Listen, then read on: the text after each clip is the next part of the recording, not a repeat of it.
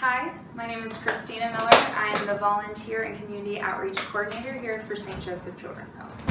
Okay, so can you please state your name and your position here at St. Joe's organization? My name is Christina Miller, and I am the Volunteer and Community Outreach Coordinator. Okay. What does your organization do?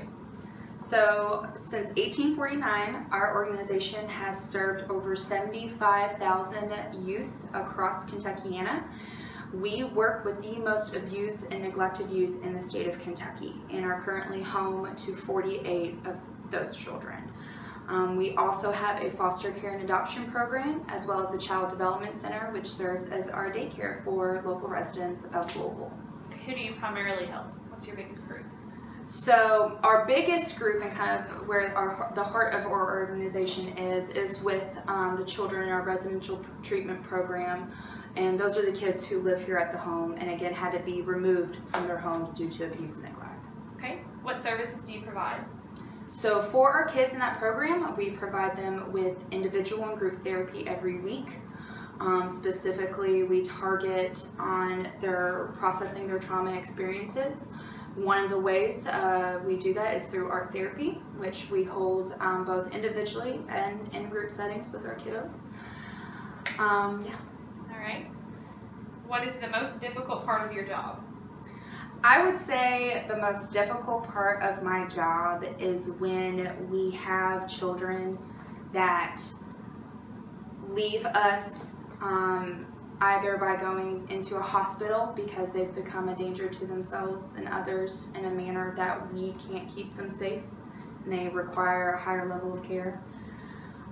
Or they go into a home and aren't successful there. You know, that's kind of what breaks my heart because, again, our mission is giving children a home. And, you know, we're not always successful at that. And so when we aren't, that's what really kind of gets to me. Okay. What do you feel is the least understood thing about the people you serve or about your organization?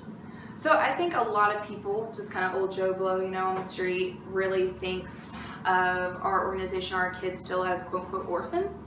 But really that term is outdated because that is not the type of youth that we are serving today. So when we first started back in 1849, there was a huge cholera epidemic that orphaned a lot of children, and 12 local parishes came together to form St. Joe's to give those children a home. Fast forward to 2016, kids aren't coming to us because of economic hardship, disease epidemics, wartime, that sort of thing. They're coming to us because, again, they've had to be removed from their homes.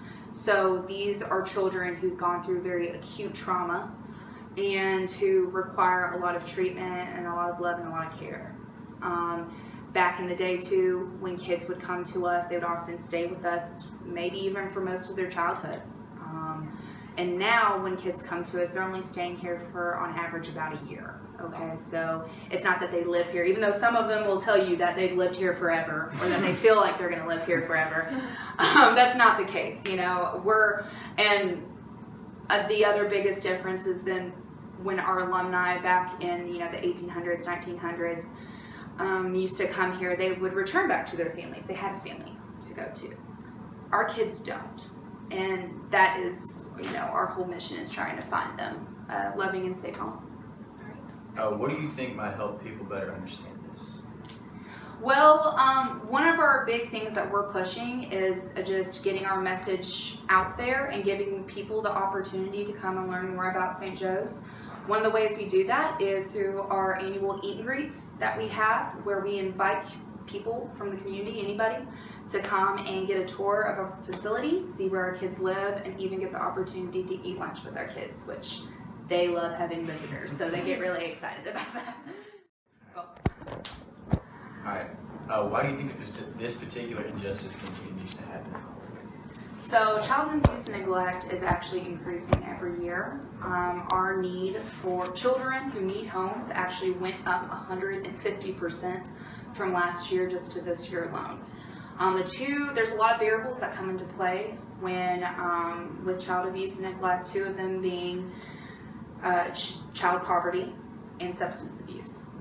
So we actually have recently partnered with a nonprofit called the Face It Movement, who their main goal is preventing child abuse and neglect. So rather than taking a reactive position, they're taking a proactive position.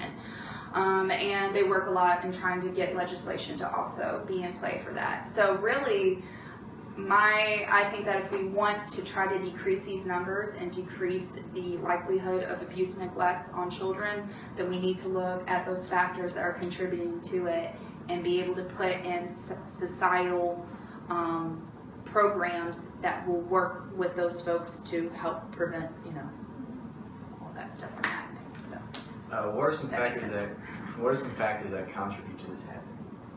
oh, well, like I said, child poverty and substance abuse is the biggest one. Biggest two that go into play with that. A lot of it too is that if children who have been abused, who grow up and do not receive the treatment that they need in order to process through that trauma, will often even become abusers themselves. And again, not to any fault of their own necessarily, it's just that's how they were raised. When your reality is that, well, when you do something wrong, you deserve to be beaten for it, that will stay with you unless someone shows you that that is not normal and that that is not really how society works. So that's another big factor. Who do you feel has the power to change this situation? We do. You do. We all do, for real. And until we realize that we can empower ourselves to actually be true agents of change, as well as empower our children to be advocates for themselves and for other children, that is where I think that change will come.